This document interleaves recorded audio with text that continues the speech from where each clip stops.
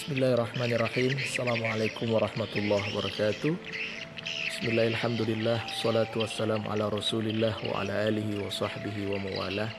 Saudaraku yang dimuliakan oleh Allah subhanahu wa ta'ala, Al-Imam Al-Ghazali, seorang tokoh ulama di awal abad ke-11 Masehi, di dalam kitabnya Ihya Ulumuddin, tepatnya pada bagian Rubu'ul Munjiyat, beliau menjelaskan salah satu firman Allah Subhanahu wa taala, ya ayyuhalladzina amanu sabiru wasabiru warabitu wattaqullaha la'allakum tuflihun, yaitu akhir daripada surah Ali Imran, menyangkut al-murabatah, yaitu bagaimana seseorang menjaga konektivitas batinnya dengan Allah Subhanahu wa taala.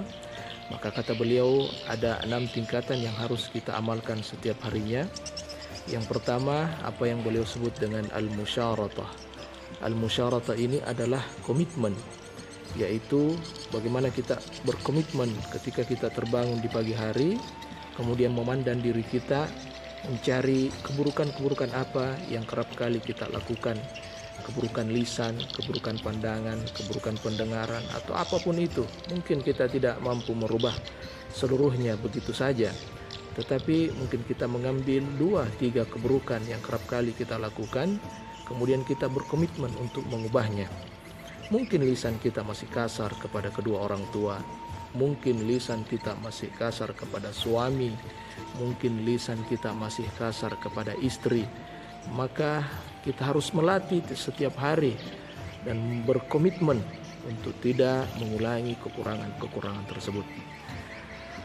Betapa banyak orang yang hidup tanpa sebuah komitmen, maka dia akan terombang-ambing dengan hiruk pikuk kehidupan yang setiap saat berpotensi untuk menyesatkan, menjatuhkan kita ke dalam jurang yang mampu membahayakan kita, bukan hanya di dunia, namun hingga akhirat kelak.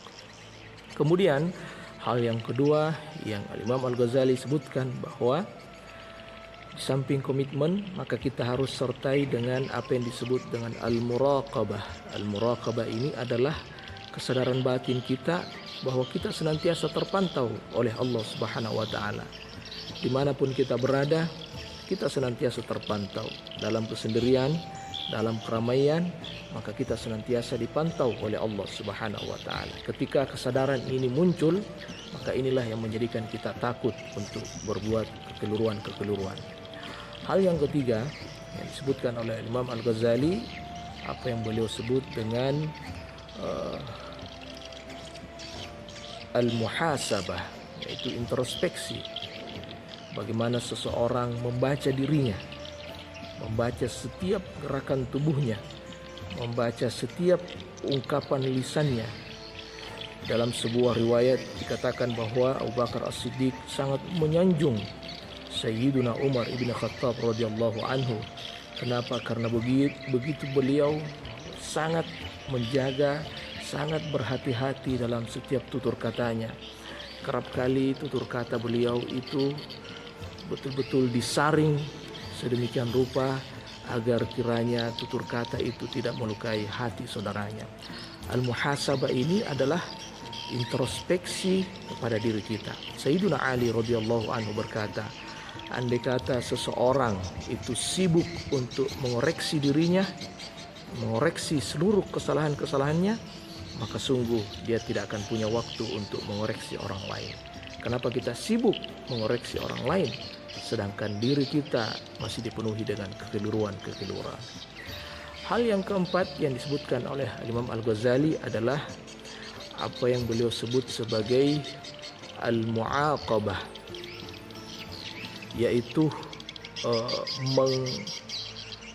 menghukum diri kita. Nah, ini merupakan sesuatu yang unik dilakukan oleh beberapa kalangan para sahabat, kalangan ulama-ulama pendahulu, bahwa setiap kesalahan-kesalahannya itu dia membuat hukuman-hukuman kecil untuk memberi efek jerah kepada dirinya, agar supaya dia tidak berbuat kesalahan kembali. Kata guru kami Maulana Syekh Ala Mustafa Naima, ija'al ma'siyatak ibadah lillah. Jadikanlah maksiatmu itu adalah ibadah kepada Allah Subhanahu wa taala. Bagaimana kata beliau menjadikan maksiat ini sebagai ibadah. Kata beliau, setiap engkau bermaksiat kepada Allah, maka tobatkanlah kepada Allah. Kemudian ketika engkau terjatuh kembali dengan maksiat itu, ganti, hukumlah dirimu dengan kebaikan-kebaikan. Mungkin ketika kita terjerumus ke dalam kemaksiatan yang berulang kali, maka kita lipat gandakan kebaikan itu. Bukan hanya sekedar bertaubat, tetapi kita menghukum diri kita, mungkin menghukum dengan sedekah, mungkin menghukum diri kita dengan puasa, mungkin menghukum diri kita dengan sholat lail. Bagaimana kita menghukum nafsu kita agar supaya dia merasa berat untuk bermaksiat karena adanya beban-beban ibadah yang kita berikan atau hukumkan kepadanya ketika dia berbuat maksiat. Saudaraku yang dimuliakan oleh Allah Subhanahu wa taala, di sisi lain Imam Al-Ghazali mengatakan bahwasanya di samping ada al-mu'aqabah, maka itu tidak akan bisa sempurna tanpa dengan al-mujahadah. Boleh jadi seseorang yang ketika dia menghukum dirinya, dia menganggap bahwasanya dia telah sukses mendidik dirinya, sehingga dia lengah dan dia bisa tergelincir kembali. Oleh karenanya Imam Al-Ghazali mengatakan bahwasanya setelah al-mu'aqabah ada yang namanya al-mujahadah. Kita terus berjuang. Orang yang berjuang bukan orang yang digoda sekali kemudian dia terjatuh, kemudian dia bertobat, digoda kembali, terjatuh, dia tidak bertobat lagi. Orang yang al-mujahadah adalah orang yang benar-benar mencari cara bagaimana dia terhindar dari keburukan-keburukan. Ketika dia digoda dari kiri, maka dia akan menghindar ke kanan. Digoda dari kanan, maka dia akan menghindar ke kiri. Digoda dari depan, menghindar ke belakang. Maka dia senantiasa mencari bagaimana solusi, bagaimana cara, bagaimana dia berjuang agar supaya senantiasa terhindar dari keburukan-keburukan.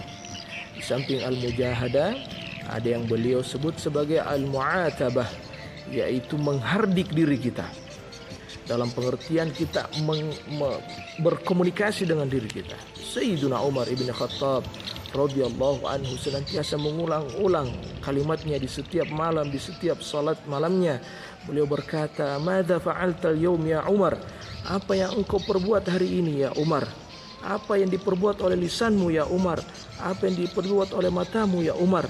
Maka senantiasa kita berkomunikasi dengan diri kita. Dengan demikian, itulah yang akan menghidupkan kesadaran-kesadaran positif di dalam batin kita hingga mendorong kita untuk senantiasa memperbaiki, meningkatkan kebaikan-kebaikan itu setiap harinya. Semoga senantiasa kita terjaga oleh Allah Subhanahu wa taala, dan melalui ibadah puasa inilah yang berupaya kita amalkan setiap harinya. Mulai dari imsak yang menjadi simbol komitmen itu, kemudian dimanapun kita berada kita menjaga puasa kita. Walaupun tidak ada orang yang melihat kita, maka kita senantiasa takut kepada Allah, menjadi simbol al-muraqabah. Kemudian di momen-momen tertentu kita menghisap diri kita, kita mengintrospeksi diri kita, apa yang menjadi kekurangan-kekurangan puasa kita pada hari itu. Semoga bermanfaat. Assalamualaikum warahmatullahi wabarakatuh.